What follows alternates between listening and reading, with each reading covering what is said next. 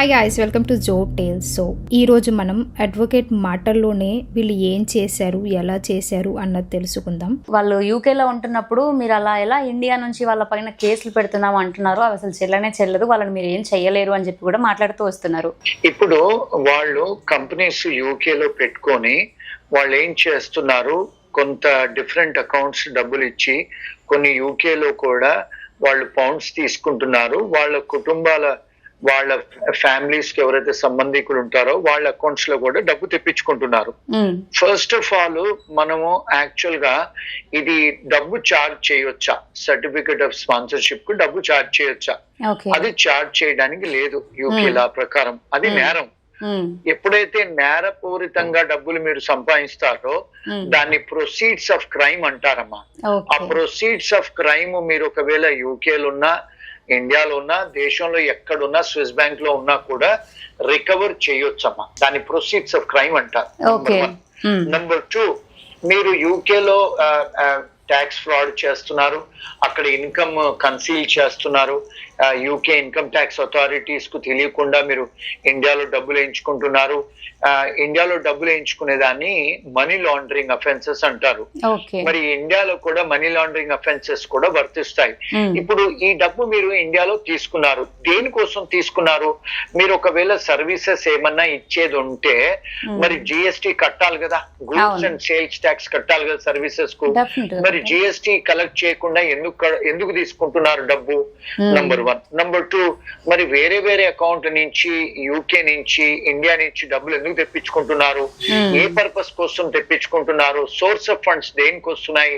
అంటే మీరు drug deals చేస్తున్నారా, లేకపోతే క్రైమ్ చేస్తున్నారా? ఎక్కడి నుంచి వచ్చింది డబ్బు? అంటే ఇండియాలో కూడా ఫైనాన్షియల్ లాస్ ఉన్నాయి కదా. మరి ఒకవేళ ఇండియాలో బాధితులు, వీళ్ళంతా బాధితులు ఎవరు? ఇండియన్ సిటిజన్సే కదా. మరి ఇండియన్ సిటిజన్స్ అయినప్పుడు ఎక్స్ట్రా టెరిటోరియల్ జ్యూరిడిక్షన్ అనేది ఉంటది ఇండియన్ లాకు, ఐపీసీ ప్రకారం. అంటే భారతదేశస్తులు ఎక్కడ అయినా కూడా ఇండియాకు వచ్చి మోసం జరిగింది అని కంప్లైంట్ ఇస్తే, డబ్బులు ట్రాన్సాక్షన్ పేపర్ ట్రయల్ ఉంటే ఇండియన్ కోర్ట్స్ కు, ఇండియన్ పోలీస్ అథారిటీస్ కూడా అర్హత ఉంది, కాగ్నిజెన్స్ తీసుకోవచ్చు. ఇండియన్ లా ప్రకారం, ఇండియన్ లా చట్టాల ప్రకారము ఇండియాలో కూడా కాగ్నిజెన్స్ తీసుకోవచ్చు.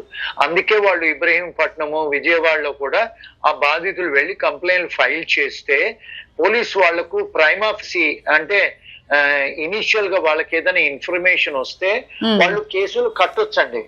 దానికి కట్టిన తర్వాత కాగ్నిజెన్స్ కూడా తీసుకోవచ్చు. This is the word used in the criminal law. Cognizant అంటే ఏంటి? యాక్షన్ తీసుకోవచ్చు. ఒక నేరం జరిగింది, మాకు ఇన్ఫర్మేషన్ వచ్చింది, ప్రైమా ఫేసి మాకు on the face of it మాకు ఇన్ఫర్మేషన్ వచ్చింది అని ఒక ఇన్ఫర్మేషన్ తెలిస్తే వాళ్ళు సిడిలో అంటే వాళ్ళ కేస్ డైరీలో రాసుకొని పోలీస్ స్టేషన్ లో దాని ఎఫ్ఐఆర్ కింద కట్టేసి దాని ఇన్వెస్టిగేషన్ స్టార్ట్ చేయాలి. ఎఫ్ఐఆర్ కట్టడం అంటే క్రైమ్ రిజిస్టర్ అయినట్టు మీ ఆ పర్టికులర్ అక్యూజ్ల మీద. ఒకవేళ ఆ బ్యాంక్ అకౌంట్ హోల్డర్ల మీద కూడా కావచ్చు, వీళ్ళ మీద కూడా, యూకే సిటిజన్స్ మీద కూడా కావచ్చు, ఏ దేశస్థు సిటిజన్స్ అయినా కూడా కావచ్చు అండి. ఒకటి. రెండోది ఏంటి? కాగ్నిజెన్స్ తీసుకోవచ్చు. తీసుకున్న తర్వాత వాళ్ళు ఇప్పుడు ఫారిన్ దేశస్తులు గనక, యూకే దేశస్తులు గనక ఇప్పుడు ఒకవేళ ఇండియాకు ఒకవేళ ఎప్పుడైనా వాళ్ళు వస్తే వాళ్ళని ఎయిర్పోర్ట్ లోనే అరెస్ట్ చేయాలని చెప్పి లుకౌట్ నోటీసులు కూడా పెడుతున్నారు ఇండియన్ పోలీస్ స్టేషన్ వాళ్ళు. చేయొచ్చు అది. రెండోది. మూడోది ఏంటి? బికాస్ మనీ ఎక్కడి నుంచి వస్తుంది? మనీ యూకే నుంచి వస్తుంది. ఈ మనీ దేనికి సంబంధించింది? డ్రగ్స్ కు సంబంధించిందా, స్మగ్లింగ్ సంబంధించిందా, మరి నేరపూరితంగా సంపాదన చేసిన డబ్బా ఇది? దేనికోసం వస్తుంది? ఆ డబ్బును వాళ్ళు ఇండియాకు ప్రొసీడ్స్, క్రైమ్ ప్రొసీడ్స్ వస్తున్నాయి కనుక ఆ క్రైమ్ ఇండియాలో కూడా పరిగణిస్తారు, యూకేలో కూడా పరిగణిస్తారు. ఎందుకు? యూకేలో మీరు కంపెనీస్ పెట్టి కార్పొరేట్ ఫ్రాడ్ చేస్తున్నారు, అంటే కంపెనీ ఫ్రాడ్ చేస్తున్నారు. ఒకటి. రెండోది, మీరు ఉద్యోగాలు ఇస్తానని చెప్పి, మీరు వీసాలు స్పాన్సర్ చేస్తామని చెప్పి మీరు కాస్ట్ తీసుకోవడానికి మీరు అసలు ఎంప్లాయీ దగ్గర, ఫ్యూచర్ ఎంప్లాయీ దగ్గర డబ్బు తీసుకునే అర్హత మీకు లేదు. అది ఇమిగ్రేషన్ ఫ్రాడ్. అది కార్పొరేట్ ఫ్రాడ్ అది. ఇప్పుడు మీరు సరే తీసుకున్న తర్వాత మీరేమన్నా ఉద్యోగాలు ఇస్తున్నారా, మీరేమన్నా వీసాలు చేస్తున్నారా అంటే మీకు ఇంటెన్షన్, మీకు ఉద్యోగాలు ఇచ్చే ఇంటెన్షన్ లేదు, మీకు వాళ్లకు స్పాన్సర్ చేసే ఉద్దేశం లేదు, వాళ్ళ టెలిఫోన్స్ మీరు బ్లాక్ చేస్తున్నారు, మీరు డబ్బులు తీసుకున్న తర్వాత వాళ్ళకు ఉద్యోగాలు ఇవ్వట్లేదు, స్పాన్సర్షిప్ చేయట్లేదు. అంటే ఏంటి, మీకు ఇంటెన్షన్ ఆఫ్ డిఫ్రాడ్ ఉంది కదా, మీరు ఫ్రాడ్ చేసే ఇంటెన్షన్ ఉంది, దాన్ని చీటింగ్ అనబడుతుందమ్మా. ఇండియాలో కూడా చీటింగ్ అంటారు, యుఎస్ లో చీటింగ్ అంటారు, యూకే లో కూడా చీటింగ్.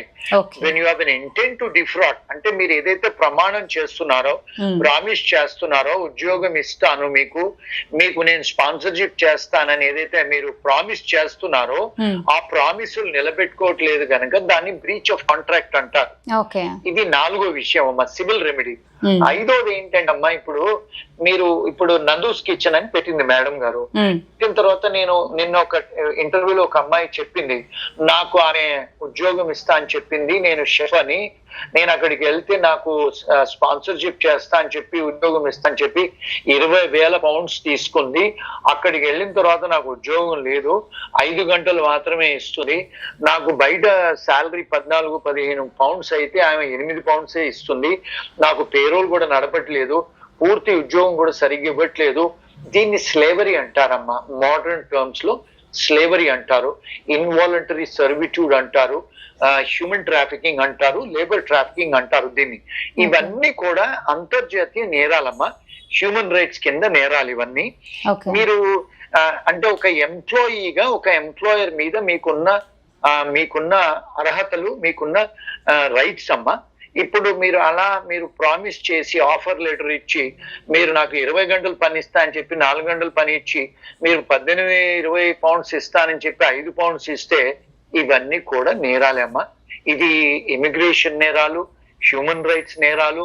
మీరు ఇండియాలో డబ్బులు వేయించుకోవటాలు, యూకేలో 10 మంది అకౌంట్స్ లో డబ్బులు వేయించుకోవటాలు, దీన్ని లాండరింగ్ ఆఫ్ మనీ అంటారు, దీన్ని ఫైనాన్షియల్ క్రైమ్స్ అంటారు. యూకేలో చాలా స్ట్రిక్ట్ గా ఎన్ఫోర్స్ చేస్తారు, యూకే లా ప్రకారము, ఇండియన్ లా ప్రకారము. ఇప్పుడు మీరు కంపెనీస్ అడ్డు పెట్టుకొని కంపెనీస్ మేము డైరెక్టర్స్ కాదని చెప్పటము. నేను ఇంతకుముందు ఒక వీడియో చూశాను, ఒక హైకోర్టు అడ్వకేట్ అని చెప్తుంది వారు ఆమె ఎందులో కూడా డైరెక్టర్ గా లేరు నందు గారు అన్నారు. నేనే నిన్న చూశాను, నాకు కూడా ఎవిడెన్సెస్ ఉన్నాయి, మీరు కూడా నాతో షేర్ చేసుకున్నారు, నేను కూడా చూశాను. నేను ఈ ఇంటర్వ్యూలు ఇవ్వక ముందే నేను యూకే సొలిసిటర్ని కనుక గవర్నమెంట్ వెబ్సైట్లలో భార్యాభర్తలు ఎన్నెన్ని కంపెనీస్లలో వీళ్ళు రిజిస్టర్డ్ ఏజెంట్స్, వీళ్ళ అడ్రస్ ఏంటి, దీనికి ఉన్న ఆఫీసర్స్ ఏంటి, అవన్నీ డౌన్లోడ్ చేసుకొని చదువుకున్న తర్వాతనే మాట్లాడుతున్నానమ్మా. మినిమం రీసెర్చ్ చేశాను. అంటే ఇప్పుడు భార్యాభర్తలు ఇద్దరు కంపెనీకు డైరెక్టర్లు అయినప్పుడు లిమిటెడ్ కంపెనీస్ అని చెప్తుంది ఇండియన్ అడ్వకేట్. లిమిటెడ్ కంపెనీ అయినప్పుడు దీన్ని ప్రైవేట్లీ హోల్డ్ కంపెనీస్ అంటారమ్మా. దాన్ని లిఫ్టింగ్ ద కార్పొరేట్ వీల్, ఒకవేళ వీల్ ఓపెన్ చేసి చూస్తే దీని వెనకాల ఓనర్స్ ఎవరు అని కంపెనీ లాలో, కాంట్రాక్ట్ లాలో, అన్ని డిఫరెంట్ లాస్లలో చూస్తే వీళ్ళే ఓనర్స్, భార్య భర్తలే ఓనర్స్, వాళ్ళ అకౌంట్స్ కి డబ్బులు పోతున్నాయి. ఇప్పుడు మా దగ్గరకు ఒక 8 విక్టిమ్స్ వచ్చారమ్మా. వాళ్ళందరూ కూడా ఎవిడెన్సులు షేర్ చేసుకున్నారు, అందరూ కూడా బ్యాంక్ టు బ్యాంక్ ట్రాన్స్ఫర్ చేశారు, అకౌంట్స్ నుంచే వెళ్ళాయి, బ్యాంక్ నుంచే. మళ్ళీ ఈమెయిల్ అంటే వాళ్ళ దగ్గర టెక్స్ట్ మెసేజ్లు ఉన్నాయి, వాట్సాప్ మెసేజ్లు ఉన్నాయి, వాళ్ళ దగ్గర టెలిఫోన్ మెసేజ్లు ఉన్నాయి, టెలిఫోన్ ట్యాబ్ అంటే వాళ్ళు రికార్డ్ చేశారు. ఇవన్నీ కూడా ఎవిడెన్సెస్ ఉన్నాయమ్మా. ఈ ఎవిడెన్సెస్ ఒక క్రైమ్ కు ప్రూవ్ చేయడానికి సరిపోతాయమ్మా ఇవన్నీ. అయితే ఇప్పుడు అక్కడ అడ్వకేట్ గారు మాట్లాడుతూ అసలు నందు పేరు పైన ఎలాంటివి లేవు, తను ఎందులో కూడా డైరెక్టర్ కాదు అని చెప్పారు. ఉందమ్మా, నందూస్ కిచెన్ లో ఆమెనే డైరెక్టర్. అందులో దానికి కావాల్సిన ట్యాక్సులు, దానికి కావాల్సిన డబ్బులు కట్టకపోతే ఇన్యాక్టివ్ చేశారు, డిజల్యూషన్ అవ్వలేదు. There is a difference between inactive company and dissolution. Dissolve అయిందంటే చచ్చిపోయే కంపెనీ. ఇక్కడ చూపించట్లేదు వెబ్సైట్ లో, గవర్నమెంట్ వెబ్సైట్ లో ఏం చూపిస్తున్నారు, ఇన్యాక్టివ్ అని ఉందమ్మా. There is a difference between active, inactive and dissolution. ఇవన్నీ లీగల్ పదాలమ్మా.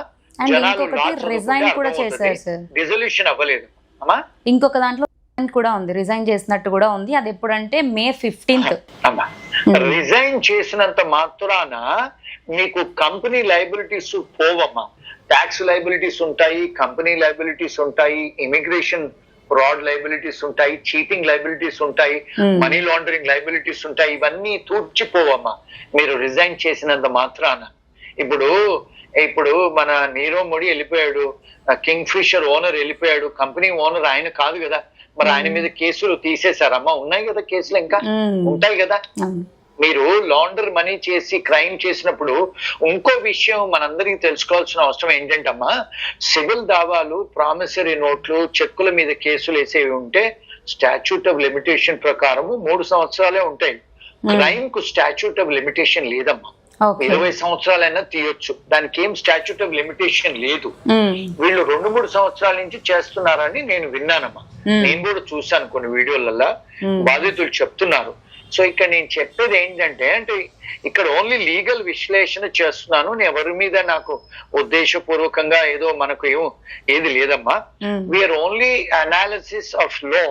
ఇలాంటివి చేస్తే, నేరాలు చేస్తే ఎన్ని సంవత్సరాలు శిక్ష? 10 సంవత్సరాలు శిక్షలు అవుతాయమ్మా. ఒకటి. రెండోది, కార్పొరేట్ ఫ్రాడ్ ప్రకారం కంపెనీస్ అన్ని కూడా డిజాల్వ్ అవుతాయి. మళ్ళీ నెక్స్ట్ జీవితంలో ఇమిగ్రేషన్ ఎవరికి స్పాన్సర్ చేయకుండా అవుతారు. మళ్ళా వాళ్లకు క్రైమ్ ప్రూవ్ అయితే 10 సంవత్సరాలు జైలు టర్మ్ అవుతుంది. అంటే ఇప్పుడు లాకు ఎక్కడ కూడా ఎవరు కూడా బియాండ్ కాదమ్మా. ఇప్పుడు ఏంటంటే మనం చెప్పేది ఏంటంటే, ఇప్పుడు ఈ నేరాలన్నీ ప్రూవ్ అయితే డెఫినెట్ గా జైలు టర్మ్ ఉంటుంది, మరి రికవరీ ఆఫ్ మనీ కూడా ఉంటది, ఇంట్రెస్ట్ కూడా కవర్ చేసుకోవచ్చు, అన్ని జరుగుతాయమ్మా. ఓకే.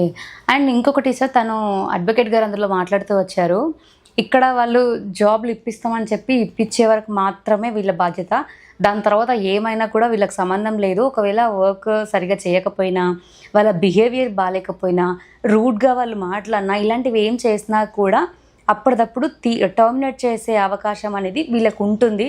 సో ఇలా సెటిల్ అయిన వాళ్ళు ఇక్కడ కొంతమంది ఉన్నారు కదా, మరి వీళ్ళకే ఎందుకు ఇలా అయ్యింది అంటే వాళ్ళ బిహేవియర్ బాగాలేదు కాబట్టి ఇలా అయ్యింది అని చెప్పేసి ఒక పాయింట్ ని రేస్ చేశారు కదా. ఓకే. ఇప్పుడు ఫస్ట్ ఆఫ్ ఆల్ మీరు వీసాలు స్పాన్సర్ చేయిస్తామని డబ్బులు తీసుకోవచ్చా? అది నేరము. నంబర్ 1. నంబర్ 2, బోనఫైడ్ జాబులు లేనప్పుడు, అక్కడ ఉద్యోగాలు లేనప్పుడు మీరు కన్సల్టింగ్ చేస్తున్నప్పుడు లా ఏం చెప్తుందంటే, కన్సల్టింగ్ అగ్రిమెంట్ ఏదన్నా మీరు చేసుకోవచ్చా? కన్సల్టింగ్ అగ్రిమెంట్ ఏమన్నా ఉందా? కన్సల్టింగ్ అగ్రిమెంట్ లేదు కదా. అండ్ ఇంకోటి ఏంటంటే, మీరు ఇండియాలోను యూకేలో డబ్బులు అలా డిఫరెంట్ అకౌంట్లలో వేయించుకోవచ్చా? Money laundering offences.